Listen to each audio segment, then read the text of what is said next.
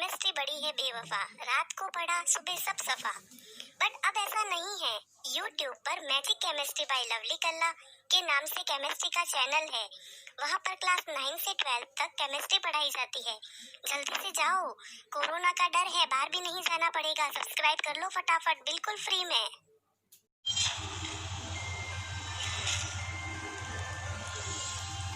Hello student, आज का हमारा टॉपिक होगा how to write the IUPAC name of organic compound. ये वीडियो क्लास 10th के लिए बहुत ही इम्पोर्टेंट है और जो बच्चे आगे चल के 11th में साइंस लेते हैं उनके लिए तो ये बहुत ज़्यादा इम्पोर्टेंट है, क्योंकि पूरी 11th में IUPAC ऑर्गेनिक केमिस्ट्री में जगह जगह पर आती है। तो अब हमें देखना है कैसे IUPAC नामकरण किया जाता है। पहले मैं आपको बता देती हूँ, जितने भी ऑर्गेनिक कंपाउंड है उनके दो तरह के नेम्स होते हैं। पहला कॉमन नेम और फिर आता है IUPAC नेम। एक्चुअल में इतने सारे कंपाउंड्स का कॉमन नेम याद रखना बहुत मुश्किल है, हमें रट्टा मारना पड़ता है। बट ये जो पद्धति है ये कुछ रूल्स के ऊपर बेस्ड है, तो हमें केवल उन रूल्स को समझना है, कुछ ट्रिक्स लगानी है और हम उनके नामकरण कर सकते हैं।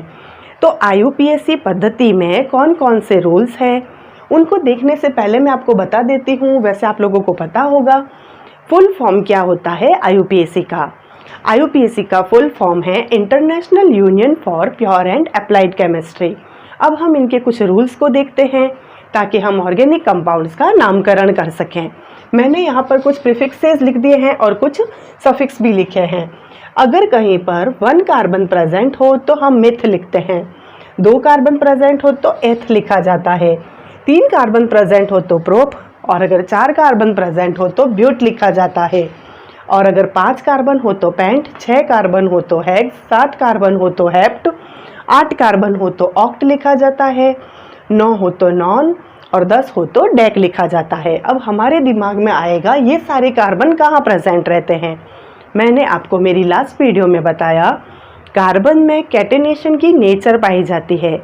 यह कार्बन अन्य कार्बन एटम्स के साथ में ऐड होकर के एक लंबी चेन बना सकता है, ये ब्रांचेस भी बना सकता है, ये मैंने आपको पहले भी बताया था। तो अगर कहीं पर चेन में 1 कार्बन हो, 2 कार्बन हो, 3 कार्बन हो तो हम किस प्रकार से हम उनका नामकरण करेंगे, उसके रूल्स हैं।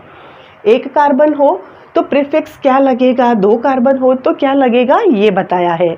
इसके अलावा जैसे अगर कार्बन कार्बन के बीच में सिंगल बॉन्ड प्रेजेंट हो तो हम यहाँ पर सिफिक्स लगाते हैं एन, यानी कि एल्केन, और यदि कार्बन कार्बन के बीच में डबल बॉन्ड प्रेजेंट हो तो हम लिखते हैं ईन, एल्कीन हो जाएगा। ये कार्बन कार्बन के बीच में अगर ये ट्रिपल बॉन्ड है, एक्चुअल में कार्बन कार्बन के बीच में अगर ट्रिपल बॉन्ड हो तो हम लगा देते हैं आइन और ये बन जाता है एल्काइन।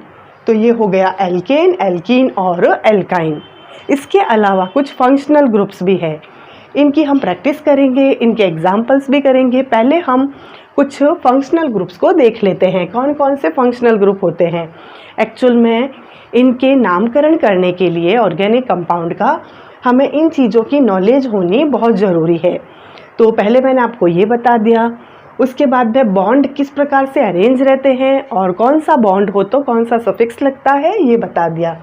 अब हमें फंक्शनल ग्रुप के बारे में भी नॉलेज होनी चाहिए। अब फंक्शनल ग्रुप कौन कौन से हैं, halogen, alcohol, carboxylic acid, aldehyde and ketone. पहले मैं आपको बता देती हूँ फंक्शनल ग्रुप है क्या, what is the meaning of functional group. Actual में मैंने आपको पहले भी बताया था कार्बन की वैलेंसी 4 है और जनरली कार्बन अपनी 4 वैलेंसीज को हाइड्रोजन एटम के द्वारा फुलफिल करता है, और कार्बन और हाइड्रोजन के द्वारा ये जो कंपाउंड्स प्रिपेयर होते हैं इन्हें हाइड्रोकार्बन बोला जाता है।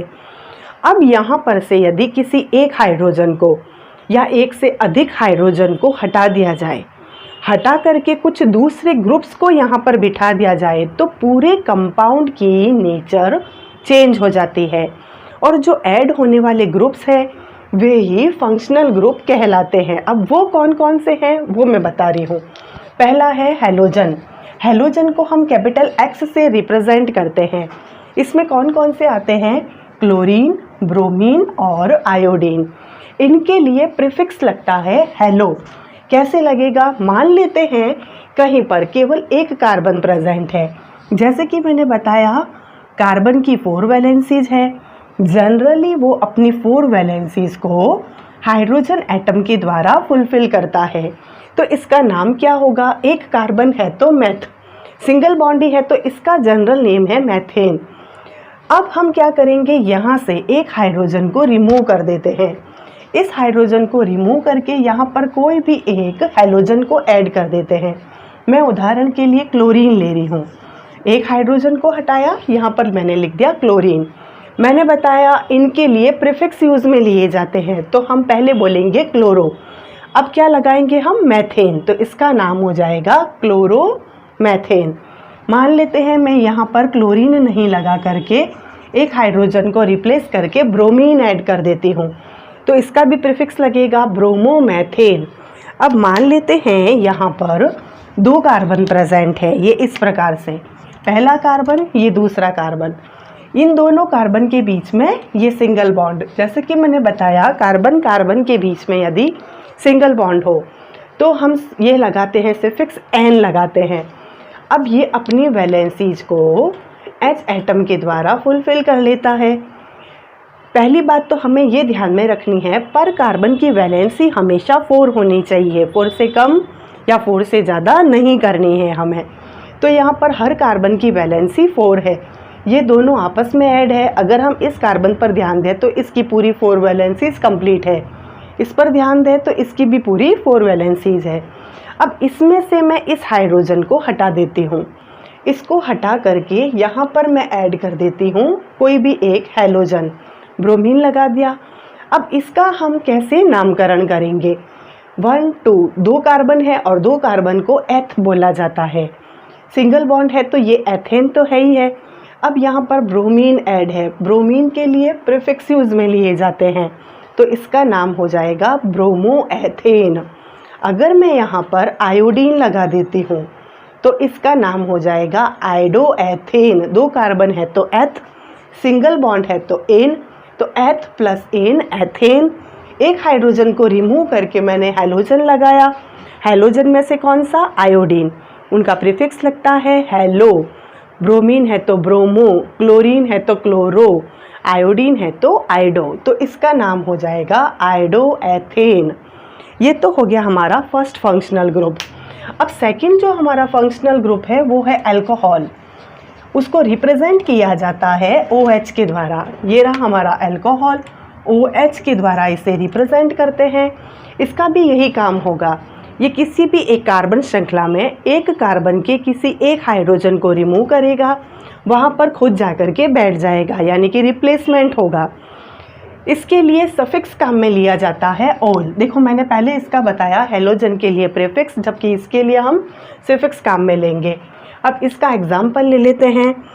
एक तो इसे अल्कोहलिक ग्रुप बोला जाता है और इसके लिए ओल ऐड होता है। अब करेंगे क्या? मान लेते हैं हम पहला एग्जाम्पल कार्बन से ही लेते हैं, मतलब कि मैथेन से। ये ले लिया हमने मैथेन, इसकी 4 वैलेंसीज, 4 इसने हाइड्रोजन एटम के द्वारा कंप्लीट की। मान लेते हैं एक हाइड्रोजन यहाँ से रिमूव हो गया, एक हाइड्रोजन हटते ही यहाँ पर OH आकर के बैठ गया। अब इसका नाम क्या होगा? एक कार्बन है तो मैथ तो है ही है, मैथेन, क्योंकि यहाँ पर सिंगल बॉन्ड ही है, मैथेन इसका नाम है। ये ऐसे लिखा जाता है मैथेन। यहाँ से ई हट जाएगा, जैसे ही ई हटेगा पीछे क्या लग जाएगा? ओल, यानी इसका नाम होगा मैथेनॉल। ठीक ऐसे ही अगर मैं 2 कार्बन्स का एग्जाम्पल लूँ, ये फर्स्ट कार्बन, ये सेकंड कार्बन, दोनों सिंगल बॉन्ड से अटैच्ड है, यानी कि एन, एल्केन है ये। अब यहाँ पर वैलेंसीज पूरी कर देते हैं हम H एटम के द्वारा। तो इसका जो नाम है, 2 कार्बन है, 2 कार्बन को एथ बोला जाता है, सिंगल बॉन्ड है तो एन लगेगा, तो इसका नाम हो जाएगा एथ प्लस एन, एथेन। बट हमको एग्जाम्पल किसका लेना है? अल्कोहलिक ग्रुप का। तो अब हम क्या करते हैं, यहाँ से एक हाइड्रोजन को रिमूव कर देते हैं। इस एक हाइड्रोजन को रिमूव करके यहाँ पर लगा देते हैं ये OH, ये लगा दिया OH। अब इसका नाम क्या होगा? 1 2, 2 कार्बन है तो एथ, सिंगल बॉन्ड है तो एथेन। एथेन में पीछे से ई हट जाएगा, ई हट करके वहाँ पर क्या लग जाएगा, ओल, सफिक्स ओल लगेगा। नाम क्या होगा इसका, एथेन। ई हटा, ई हट करके यहाँ आ जाएगा ओल, इसका नाम होगा एथेनॉल। ठीक है, ये हो गया हमारा सेकंड फंक्शनल ग्रुप। ऐसे ही हम 3 कार्बन का, 4 कार्बन का, 5 कार्बन का एग्जाम्पल लेकर के कर सकते हैं। इसकी हमें प्रैक्टिस करनी पड़ेगी। अब तीसरा जो फंक्शनल ग्रुप है वो है कार्बोक्सिलिक एसिड। कार्बोक्सिलिक एसिड जो है उसमें हमारा सफिक्स लगता है ओइक एसिड। इसका एग्जाम्पल ले लेते हैं हम। जैसे ये मान लेते हैं यहाँ पर 3 कार्बन्स प्रेजेंट है, तीनों ही सिंगल बॉन्ड से बॉन्डेड है या अटैच्ड है। अब इनकी वैलेंसीज कंप्लीट कर लेते हैं हम। हर कार्बन की हमें सबसे पहले ये ध्यान में रखना है वैलेंसी 4 होनी चाहिए।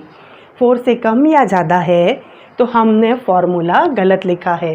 पहले तो इसी का नामकरण कर लेते हैं। 1 2 3 कार्बन प्रेजेंट है। अगर 3 कार्बन प्रेजेंट हो तो उसे प्रोप बोला जाता है, क्योंकि सब जगह सिंगल बॉन्ड है।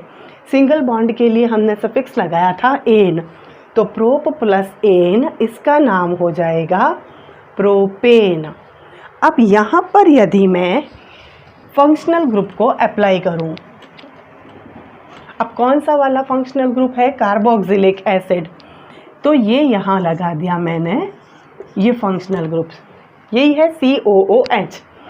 अब देखते हैं ये फॉर्मूला सही है क्या। मेरी बात थी हर कार्बन की वैलेंसी 4 होनी चाहिए। अगर मैं केवल इस कार्बन की बात करूँ, इसकी पूरी 4 है, ये 1, ये 2, ये 3 और इस कार्बन से अटैच्ड है तो ये 4। इस कार्बन की ये 1, ये 2, ये 3 और ये 4। अब इस कार्बन की देखते हैं तो ये 1, ये 2, ये 3, ये 4 और ये 5। कहने का मतलब ये ग्रुप तो एज इट इज़ रहेगा, क्योंकि ये तो ग्रुप के अंदर आ रहा है डबल बॉन्ड O, क्योंकि ऑक्सीजन की वैलेंसी 2 होती है। तो ये H इस पोजीशन में यहाँ नहीं लगेगा, हमें यहाँ से H को रिमूव करना पड़ेगा। कहने का मीनिंग यही है, हमें ध्यान में रखना है कार्बन की वैलेंसी 4 ही रखनी है, इससे कम या ज़्यादा नहीं करनी है। तो जब हमने कार्बोक्सिलिक ग्रुप को यहाँ ऐड किया, इसकी ऑलरेडी इस कार्बन की वैलेंसी 4 है, तो यहाँ H लगाने की हमें रिक्वायरमेंट नहीं है। अब इसका हम नाम लिखते हैं। 3 कार्बन्स है और 3 कार्बन को प्रोप बोला जाता है। ये है प्रोप, प्लस हम लगाएंगे प्रोप प्लस सिंगल बॉन्ड है तो प्रोपेन, तो ये है ही है। पीछे से ई हट जाएगा, ई हट करके सफिक्स लगेगा ओइक एसिड, प्रोपेनोइक एसिड, ये इसका नेम हो जाएगा। करना कुछ भी नहीं है, कार्बन की जो चैन है उसे काउंट करना है, जितने कार्बन हैं यहाँ से नेम देख लेना है। सिंगल बॉन्ड है, सफिक्स एन लगेगा। फंक्शनल ग्रुप का क्या सफिक्स है वो ध्यान में रखना है, उसके अकॉर्डिंग हमें नाम लिखना है। तो ये हो गया कार्बोक्सिलिक एसिड। और अगर 4 कार्बन प्रेजेंट हो तो हम लिखेंगे ब्यूटेनोइक एसिड, क्योंकि 4 कार्बन को ब्यूट बोला जाता है। Butane plus oic acid, butanoic acid. 5 carbon present हो तो पेंटेनोइक एसिड, 6 कार्बन प्रेजेंट हो तो हेक्सेनोइक एसिड। नेक्स्ट हमारा जो ग्रुप है वो है एल्डिहाइड ग्रुप। इसे CHO समूह भी कहा जाता है। इसे रिप्रेजेंट किया जाता है इस प्रकार, CHO ग्रुप। इसके लिए जो सफिक्स लगता है वो है L। अब इसका हम एक एग्जाम्पल ले लेते हैं। जैसे ये है हमारी कार्बन की एक श्रृंखला, 5 कार्बन की श्रृंखला है। इसकी वैलेंसीज को हम H एटम के द्वारा फुलफिल कर देते हैं। पहले तो हम इसका नाम पता लगा लेते हैं। 1 2 3 4 5 5 कार्बन यदि प्रेजेंट हो तो उसे पेंट बोला जाता है, क्योंकि सब में सिंगल बॉन्ड है तो यह पेंटेन हो जाएगा। अब यदि यहाँ पर मैं CHO ग्रुप को ऐड कर दूँ, यानी कि एल्डिहाइड ग्रुप, ये लग गया। अब इसकी वैलेंसीज पूरी है 1 2 3 और 4, क्योंकि ऑक्सीजन जो होता है वह डाइवेलेंट है, यानी कि ऑक्सीजन एटम की वैलेंसी 2 होती है। तो अब हमें यहाँ पर H लगाने की रिक्वायरमेंट नहीं है। जब कभी भी हम कोई भी फंक्शनल ग्रुप को ऐड करते हैं या कोई चेन लिखते हैं या कार्बन का कोई भी हम कंपाउंड का फॉर्मूला लिखते हैं, तो हमें ध्यान में रखना है कार्बन की वैलेंसी हमेशा 4 होनी चाहिए। 4 से कम या ज़्यादा हमें नहीं करनी है। अब यहाँ पर मैंने टर्मिनल कार्बन एटम पर CHO ग्रुप को ऐड किया। टर्मिनल का मतलब एंड कार्बन्स होते हैं। ये यहाँ से माने तो ये एंड कार्बन, यहाँ से माने तो ये एंड कार्बन। तो मैंने यहाँ पर CHO ग्रुप जो है, ये एल्डिहाइड ग्रुप, इसको ऐड किया तो इस कार्बन की वैलेंसी 4 हो चुकी है। अब हमें यहाँ पर H एटम नहीं लिखना है। इसका नाम हो जाएगा 1 2 3 4 5। 5 कार्बन को अभी बताया था पेंटेन बोला जाता है। तो पेंटेन में से E हट जाएगा। इस ग्रुप का जो सफिक्स है वो है एल, तो पीछे लग जाएगा एल। इसका नाम हो जाएगा पेंटेनेल।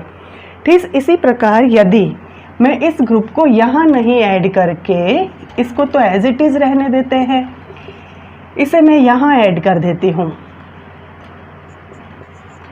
तब भी इस कार्बन एटम की वैलेंसी 4 है। तो अब हमें यहाँ पर H लिखने की रिक्वायरमेंट नहीं है। ये H यहाँ पर अब नहीं आएगा। फिर भी इसका जो नाम है वह पेंटेनेल होगा। 1 2 3 4 5 पेंटेन। पेंटेन में से पीछे का E हटेगा, इस ग्रुप का सफिक्स लग जाएगा एल, पेंटेनेल। अब हम नेक्स्ट ग्रुप जो है वो करेंगे कीटोनिक ग्रुप। कीटोनिक ग्रुप जो है उसके लिए जो सफिक्स आता है वो होता है ओन। इससे केवल कैसे रिप्रेजेंट करना है, C डबल बॉन्ड O, यहाँ से और यहाँ से यह पहले से ही कार्बन की चैन से या किसी अदर एटम से ऐड रहेगा। इसके लिए केवल C डबल बॉन्ड O आ रहा है। अब इसको हम समझते हैं। मान लेते हैं ये एक कार्बन की चैन है, इसकी वैलेंसीज को हम, कार्बन एटम की जो वैलेंसीज है उसे H एटम से कंप्लीट कर देते हैं। अगर कोई अदर ग्रुप प्रेजेंट नहीं हो तो H एटम से ही फुलफिल किया जाता है कार्बन की वैलेंसीज को। अब ये है C डबल बॉन्ड O। मान लेते हैं मैं इस ग्रुप को यहाँ पर लगा देती हूँ। अब देखते हैं हम इस कार्बन की वैलेंसीज कितनी हो गई, 1 2 3 4 और 5। मैंने अभी बताया था कार्बन डाइवैलेंट एटम है, सॉरी ऑक्सीजन डाइवैलेंट एटम है। यहाँ पर इसकी वैलेंसीज 2 तो इसके साथ ही पूरी हो रही है, तो हमें यहाँ पर इस H एटम को लगाने की रिक्वायरमेंट नहीं रहेगी। अब इसका नाम हो जाएगा 1 2 3 4 5 6। पहली बात, 6 कार्बन परमाणुओं को हेक्स बोला जाता है, तो पहले ये हेक्सेन था। अब यहाँ पर कीटोनिक ग्रुप जो है वह ऐड हो चुका है जिसका सफिक्स है ओन, तो पीछे से E हट जाएगा और इसका नाम हो जाएगा हेक्सेनोन। ये इसका नाम हो जाएगा। अब यहाँ पर एल्डिहाइड और कीटोन में थोड़ा सा डिफरेंस है, उसे हमें समझना पड़ेगा। जैसे मैंने इसको कीटोनिक ग्रुप को यानी कि C double bond O group को मैंने यहाँ लगाया, ठीक ऐसे ही अगर मैं इस कार्बन को तो एज इट इज़ छोड़ देती हूँ, मैं यहाँ लगा देती हूँ। इन H एटम्स को रिमूव करके इस ग्रुप को यहाँ ऐड कर देती हूँ। इस कार्बन की वैलेंसीज को चेक कर लेते हैं, 1 2 3 4।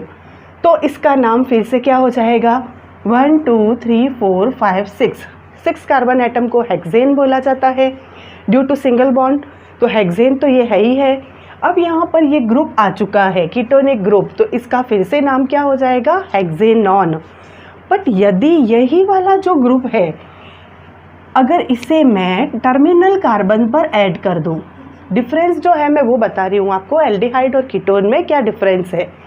अगर ये ग्रुप जो है मैं इसे यहाँ ऐड कर दूँ टर्मिनल कार्बन एटम पर, कौन सा वाला ग्रुप, कीटोनिक ग्रुप, जिसके लिए C डबल बॉन्ड O आता है, ओन इसका सफिक्स है। अभी जो मैंने पहले 2 एग्जाम्पल दिए उसमें मैं इस ग्रुप को टर्मिनल कार्बन पर ऐड नहीं करके बीच वाले किसी भी कार्बन एटम पर ऐड कर रही थी, बट अभी मैंने क्या किया है, टर्मिनल कार्बन पर इस ग्रुप को ऐड कर दिया। इस ग्रुप का रिप्रेजेंटेशन क्या है, इस प्रकार। तो C डबल बॉन्ड O तो ये रहा, मैंने पहले बताया था ये और ये जो है ये पहले से ही किसी कार्बन एटम से या किसी अदर एटम से अटैच्ड रहेंगे। तो कार्बन की वैलेंसीज हम चेक करते हैं पहले, 1 2 3 4 5, यानी कि ये H एटम यहाँ पर नहीं रहेगा। अब ये जो ग्रुप बन गया, अब इसका नाम क्या होगा? 1 2 3 4 5 6 कार्बन एटम को हेक्सेन बोला जाता है। अब देखो ये समूह कौन सा बन रहा है यहाँ पर, CHO, तब इसका नाम बन जाएगा हेक्सेनेल। यही डिफरेंस है। अगर ये group ketonic group terminal carbon atom को छोड़ करके बीच वाले कार्बन एटम पर प्रेजेंट है, तब तो यह हम पीछे जो सफिक्स लगाएंगे वो ओन होगा और ये कीटोनिक ग्रुप होगा। बट अगर यही ग्रुप टर्मिनल कार्बन एटम पर, यानी कि या तो इस कार्बन पर या इस कार्बन पर अटैच्ड हो, तब यह क्या बन जाएगा? एल्डिहाइड ग्रुप बन जाएगा और सफिक्स लगाएंगे हम पीछे एल। जैसे इस कार्बन पर लगा दिया हमने, अब हम उस कार्बन एटम पर भी इसको ऐड करके देख लेते हैं। यहाँ से H रिमूव हो जाएगा, यहाँ आ जाएगा C double bond O। Carbon की वैलेंसीज पूरी है। ये ग्रुप क्या बन रहा है? CHO। फिर से इसका नाम हेक्सेनेल हो जाएगा। तो कहने का मीनिंग है यहाँ पर थोड़ा सा कन्फ्यूज़न होता है, हमें कन्फ्यूज होना नहीं है, हमें ध्यान में रखना है। अगर ये एंड वाला ग्रुप कीटोनिक ग्रुप जिसका सफिक्स ओन है, अगर ये ग्रुप किसी भी कार्बन की चेन में टर्मिनल कार्बन एटम पर लगा हुआ है तो हमें सफिक्स एल लगाना है और ये एल्डिहाइड ग्रुप होगा। बट अगर टर्मिनल कार्बन एटम को छोड़ करके बीच में किसी भी बीच वाले कार्बन एटम पर अगर ये प्रेजेंट हो तो यह कीटोनिक ग्रुप ही होगा और पीछे हम सफिक्स ओन लगाएंगे। तो ये हो गए हमारे सारे फंक्शनल ग्रुप। हमने ये देख लिया फंक्शनल ग्रुप क्या होता है। हैलोजन ग्रुप जो है उसके लिए क्या लगता है? हैलोजन के लिए प्रीफिक्स लगता है, मैंने आपको बताया था। जबकि ये सारे जो ग्रुप्स हैं उनके लिए सफिक्स लगता है। ये सारे फंक्शनल ग्रुप हमने कंप्लीट कर लिए। अब हम इनकी प्रैक्टिस करते हैं, इनके एग्जाम्पल्स लेते हैं डिफरेंट और इनकी प्रैक्टिस करते हैं। जैसे मैंने यहाँ पर लिख दिया 3 कार्बन एटम्स। 3 कार्बन एटम्स के बीच में सब जगह सिंगल बॉन्ड है, तो इसका नेम क्या होगा? पहली बात, 3 कार्बन एटम को प्रोप बोला जाता है क्योंकि सिंगल बॉन्ड है और सिंगल बॉन्ड के लिए सफिक्स लगता है एन, तो इसका नाम होगा प्रोपेन। अब मान लेते हैं यहाँ पर मैं फर्स्ट वाला जो हमारा फंक्शनल ग्रुप है हैलोजन, उसमें से किसी एक को मैं यहाँ पर ऐड कर देती हूँ। जैसे मैंने क्लोरो एटम को लगा दिया, यहाँ पर क्लोरीन को ऐड कर दिया, तो अब इसका नाम क्या होगा? मैंने जैसे बताया आपको, इसके लिए हम प्रीफिक्स काम में लेते हैं। हेलो तो क्लोरो, ब्रोमो, आइडो और उसके बाद में हम कार्बन की चेन को लिख देते हैं, तो इसका नाम होगा क्लोरो। फिर 1 2 3 क्लोरो प्रोपेन, ये इसका नेम हो जाएगा।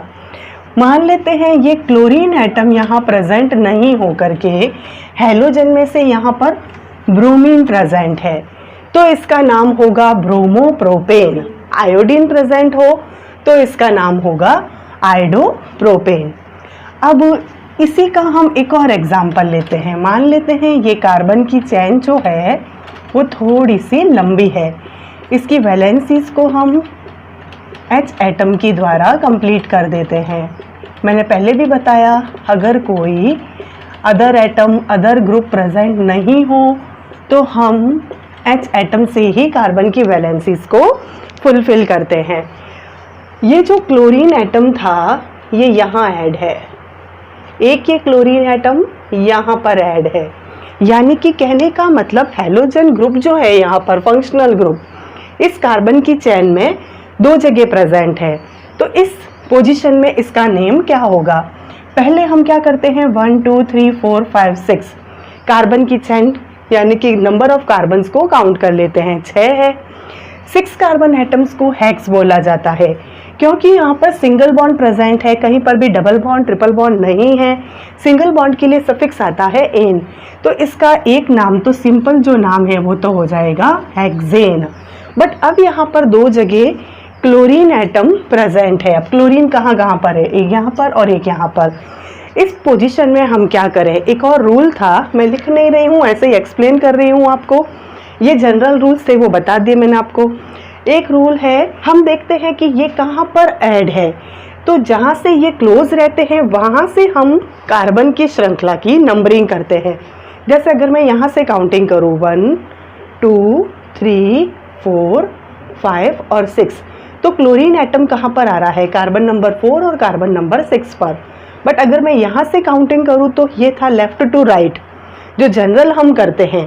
बट अभी जो नेक्स्ट रूल है वो ये कहता है यदि फंक्शनल ग्रुप ऐड हो तो जहाँ से नियरेस्ट हो वहाँ से हम काउंटिंग करते हैं। तो अब मैं यहाँ से करके देखती हूँ तो 1 2 3 4 5 और 6, यानी कि कार्बन नंबर 1 और कार्बन नंबर 3 पर आ रहा है। तो नेचुरल है यहाँ से नियरेस्ट रहेगा। तो इस स्थिति में हम काउंटिंग करेंगे राइट टू लेफ्ट। क्यों करेंगे? क्योंकि यहाँ से फंक्शनल ग्रुप जो है वो बहुत ही निकट है। तो अब इसका नाम क्या हो जाएगा? क्योंकि दो जगह क्लोरीन एटम प्रेजेंट है तो इसका नाम होगा, पहले हम उन नंबर्स को लिखेंगे, उन कार्बन एटम्स के नंबर को लिखेंगे जहाँ पर ये फंक्शनल ग्रुप अटैच्ड है, यानी कि कार्बन नंबर 1 पर कॉमा कार्बन नंबर 3 पर 2 बार प्रेजेंट है तो यहाँ आ जाएगा डाई 1,3 डाईक्लोरो और फिर रूट नेम हेक्सेन। ये इसका IUPAC नेम हो जाएगा, 1,3 डाईक्लोरो हेक्सेन। कहने का मतलब अगर एक ही फंक्शनल ग्रुप एक ही कार्बन चेन में एक से अधिक बार प्रेजेंट हो तो हम डाई ट्राई टेट्रा इन वर्ड्स को यूज़ में लेते हैं और वो जो नंबर्स है जहाँ पर वो ऐड है उनके बीच में कॉमा लगा देते हैं। एक और एग्जांपल ले लेते हैं हम। फॉर एग्जांपल ये एक कार्बन की चेन है और इसको 1 2 3 4 5 6 7 कार्बन है तो उनको बोलेंगे क्या हम? हेप्ट। अब इसकी सारी वैलेंसीज को हम H एटम से फुलफिल कर देते हैं।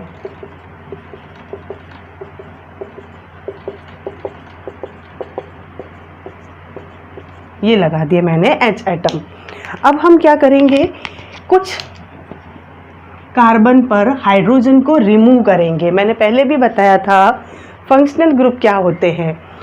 फंक्शनल ग्रुप वो ग्रुप है कि किसी कार्बन में से एक हाइड्रोजन को या किसी हाइड्रोकार्बन में से एक या अधिक हाइड्रोजन को रिप्लेस करे और वहाँ पर खुद आकर के बैठ जाए, तो ये फंक्शनल ग्रुप है। अब यहाँ से मैंने एक हाइड्रोजन को रिमूव किया, यहाँ क्लोरीन लगा दिया, यहाँ से रिमूव किया, यहाँ क्लोरीन लगा दिया, एक मैंने यहाँ से रिमूव किया और यहाँ लगा दिया। अब इसका नेम क्या होगा? 1 2 3 4 5 6 7, यानी कि ये हेप्टेन तो है, ये फिक्स है, सिंगल बॉन्ड है तो हेप्टेन तो होगा। अब हम नियरेस्ट वाला जो रूल है वो अप्लाई करेंगे। तो 1 2 3 4 फिर ये 5 और ये 6, 4 5 6 इस जगह पर क्लोरीन आ रहा है। और अगर मैं राइट टू लेफ्ट चलूँ तो 1 2 यानी कि कार्बन नंबर 2 पर, फिर 3 पर और फिर 1 2 3 4, यानी कि ये है हमारा नियरेस्ट वाला। तो हम फिर से कैसे चलेंगे? Right to left. अब लिखेंगे क्या हम? ये 1, ये 2 3 4 5 6 और 7। तो यहाँ आ जाएगा 2 3 और ये हो जाएगा 4, ट्राई क्लोरो हेप्टेन। ये इसका IUPAC नेम हो जाएगा। हमें करना कुछ भी नहीं है, कार्बन एटम पर फंक्शनल ग्रुप कहाँ कहाँ पर अटैच्ड है उनके नंबर लिखने हैं, नियरेस्ट वाला रूल अप्लाई करना है और उसके बाद में अगर 3 है तो ट्राई लिख देते हैं, 2 हो तो डाई, 4 हो तो टेट्रा लगा देते हैं और इस प्रकार ये इस कंपाउंड का नाम हो जाएगा। एक और एग्जांपल ले लेते हैं हम, जैसे कि फर्स्ट वाला जो फंक्शनल ग्रुप है हेलो, उसमें क्लोरो ब्रोमो आइडो तीनों ही प्रेजेंट है। अपन एग्जांपल ले लेते हैं ये 6 कार्बन परमाणु का, इनकी वैलेंसीज को H एटम से फुलफिल कर दिया।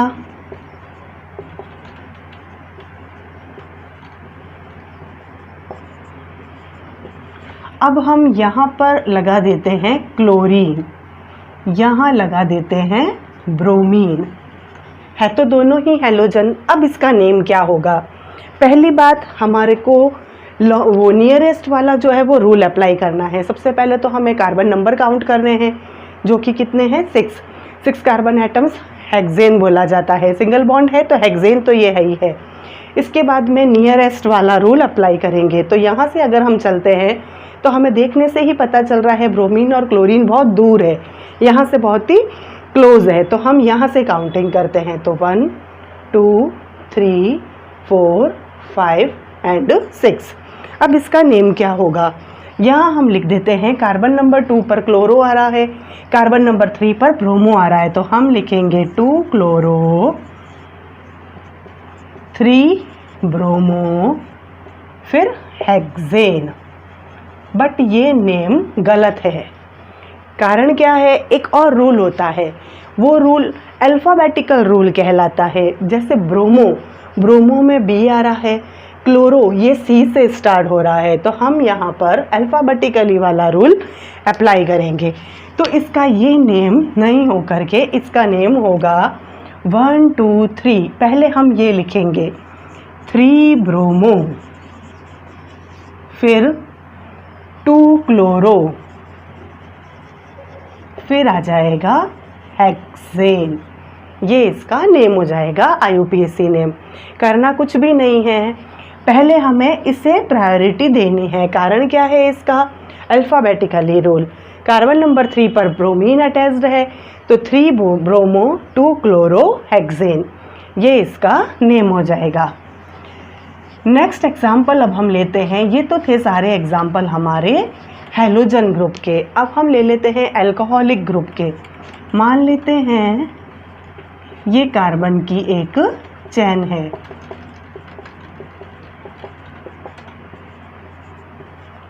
और यहाँ मैंने OH ग्रुप लगा दिया। कार्बन की वैलेंसीज भी 4 है, इसके लिए सफिक्स लगता है ओल। मैंने बताया था ये वाले जो सारे ग्रुप है इसके लिए सफिक्स लगेंगे, जबकि हैलोजन के लिए हमने प्रीफिक्स काम में लिया था।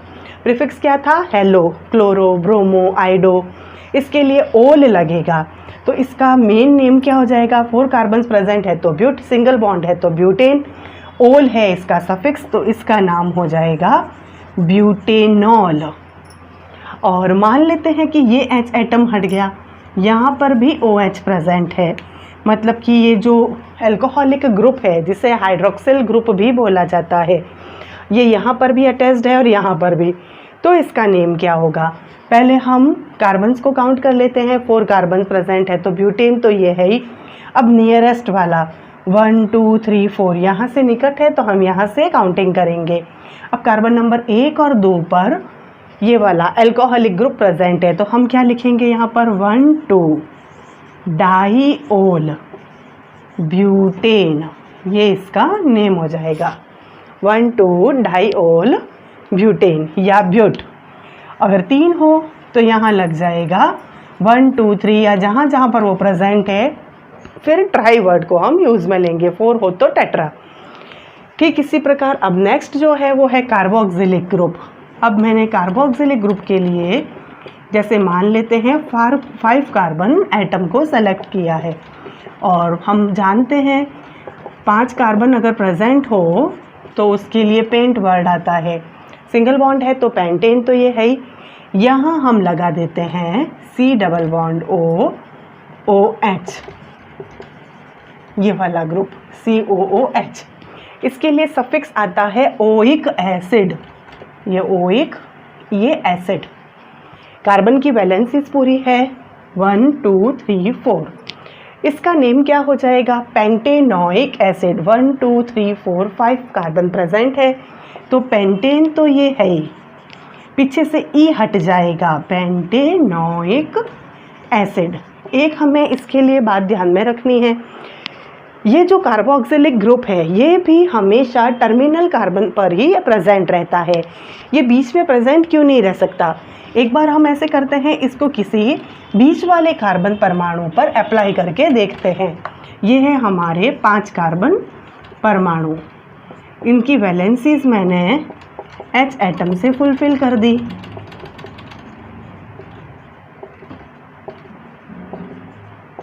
अब मैं यहाँ जैसे अप्लाई करती हूँ C डबल बॉन्ड O, ये OH। अब आप इस कार्बन की वैलेंसीज को देखो 1 2 3 4 5।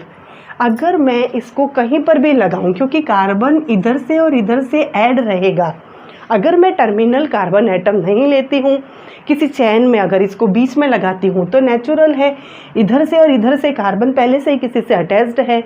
तो वह कहने का मीनिंग ये हुआ कार्बोक्सिलिक ग्रुप केवल टर्मिनल कार्बन एटम पर ही प्रेजेंट रह सकते हैं, नहीं तो वैलेंसी इस कार्बन की 4 से ज़्यादा होगी और हमें कार्बन की वैलेंसी 4 से कम या 4 से ज़्यादा मन से नहीं करनी है। तो कहने का मीनिंग क्या हुआ, कार्बोक्सिलिक एसिड के लिए सफिक्स क्या है, ओइक एसिड। हमें कार्बन एटम्स को काउंट करने हैं और एंड में सफिक्स लगाना है ओइक एसिड। और एक बात ध्यान में रखनी है, ये हमेशा टर्मिनल कार्बन एटम पर ही अटैच्ड होते हैं। एल्डिहाइड और कीटोन को हम कंप्लीट कर चुके हैं। अब हम चलते हैं डबल बॉन्ड। सिंगल बॉन्ड के हमने खूब सारे एग्जाम्पल देख लिए। डबल बॉन्ड के लिए क्या लगता है, सफिक्स इन। तो इसका एग्जाम्पल सबसे पहले हम यहाँ से लेते हैं। ये है हमारा सिंपल, 2 कार्बन एटम हैं, 2 कार्बन को एथ बोला जाता है। ये लिख दिया मैंने यहाँ पर एथ। फिर इसके लिए सफिक्स लग रहा है इन, डबल बॉन्ड प्रेजेंट है तो ये लग जाएगा इन, इसका नेम हो जाएगा एथीन। फिर हम कार्बन की चेन को थोड़ा सा लंबा करते हैं, जैसे मैंने ले लिया यहाँ पर 3 कार्बन एटम। ये हमने यहाँ पर वैलेंसीज कंप्लीट कर दी। ये नहीं आएगा यहाँ पर क्योंकि डबल बॉन्ड है, तो वैलेंसीज ऑलरेडी कंप्लीट रहती है। हमें पर कार्बन की वैलेंसीज को चेक कर लेना है, 1 2 3 4, इसकी भी 4, इसकी भी 4। ये यहाँ पर H एटम है प्रेजेंट। अब इसका नेम क्या होगा, 3 कार्बन परमाणु को प्रोप बोला जाता है। डबल बॉन्ड प्रेजेंट है, डबल बॉन्ड के लिए क्या लगता है, इन, तो इसका नेम हो जाएगा प्रोपीन। अब हम 4 कार्बन का एग्जाम्पल लेते हैं, यहाँ लगा देते हैं डबल बॉन्ड। अदर कार्बन की वैलेंसीज को H एटम से कंप्लीट कर लेते हैं। अब इसका नेम क्या होगा, ये नीचे वाला मैं रफ कर देती हूँ। 4 कार्बन है तो ब्यूट बोला जाता है और डबल बॉन्ड लगा हुआ है तो ईन है। बट अब यहाँ पर पहले मैं टर्मिनल कार्बन एटम पर डबल बॉन्ड को लगा रही थी, अभी ये डबल बॉन्ड जो है वो बीच में है, तो हमें फिर से उस कार्बन एटम का नंबर लिखना होगा जहाँ पर डबल बॉन्ड प्रेजेंट है। साथ में हमें नियरेस्ट वाला रूल जो है वह भी अप्लाई करना पड़ेगा। तो हम ऐसे चलते हैं 1 2 3 4, यूँ चलते हैं 1 2, तब भी 2 नंबर कार्बन परमाणु पर ही डबल बॉन्ड है। यहाँ से चलते हैं तब भी कार्बन नंबर 2 पर है, क्योंकि डबल बॉन्ड किसी एक कार्बन पर नहीं होता है, 2 कार्बन अटैच्ड है, तो यहाँ पर 2 कार्बन एटम्स के बीच में डबल बॉन्ड प्रेजेंट है। तो इसका नेम क्या हो जाएगा, 2 ब्यूटीन। कहने का मीनिंग हम उस नंबर को लिख रहे हैं कार्बन के जहाँ पर डबल बॉन्ड प्रेजेंट है। इसका एक और नेम हो सकता है 2 इन ब्यूट, यानी कि लंबी जो चैन है वो 4 कार्बन परमाणु की, डबल बॉन्ड जो है वह कार्बन नंबर 2 पर प्रेजेंट है। ठीक है, ऐसे अगर डबल बॉन्ड 2 जगह प्रेजेंट हो तो हम उनका नेम लिखेंगे, कौन कौन से कार्बन एटम पर प्रेजेंट है उनकी नंबरिंग लिख दी, और उसके बाद में डाई वर्ड का यूज़ करेंगे। 3 जगह हो तो ट्राई वर्ड का यूज़ करेंगे। ठीक ऐसे ही अगर ट्रिपल बॉन्ड प्रेजेंट है तो ट्रिपल बॉन्ड के लिए आइन आता है। 4 कार्बन है तो ब्यूटाइन, 3 कार्बन है तो प्रोपाइन, 5 है तो पेंटाइन, 2 जगह है तो डाई का यूज़ करेंगे। तो इस प्रकार हमने देखा किसी भी ऑर्गेनिक कंपाउंड का IUPAC पद्धति के आधार पर नामकरण किस प्रकार होता है। इसके हमने ढेर सारे एग्जाम्पल कर लिए। IUPAC पद्धति एक्चुअल में जितने भी ऑर्गेनिक कंपाउंड है उसके नामकरण को किस प्रकार किया जाता है उसका ठेका ले रखा है इसने। तो इसने बताया हमको किस प्रकार हम ऑर्गेनिक कंपाउंड का नामकरण करेंगे। नेक्स्ट एग्जाम्पल्स नेक्स्ट वीडियो के साथ में करेंगे। अगर आपको मेरी वीडियो अच्छी लगती है तो आप उसे लाइक, शेयर और सब्सक्राइब करना बिल्कुल भी ना भूलें। आपको इस वीडियो के एंड में अभी तक जितना भी पढ़ाया उससे रिलेटेड कुछ क्वेश्चंस देती हूँ, आप उनको सॉल्व करना, और अगर आपको नहीं समझ में आए तो आप मुझे कमेंट बॉक्स में लिखना ताकि मैं आपके लिए अलग से वीडियो तैयार कर सकूँ।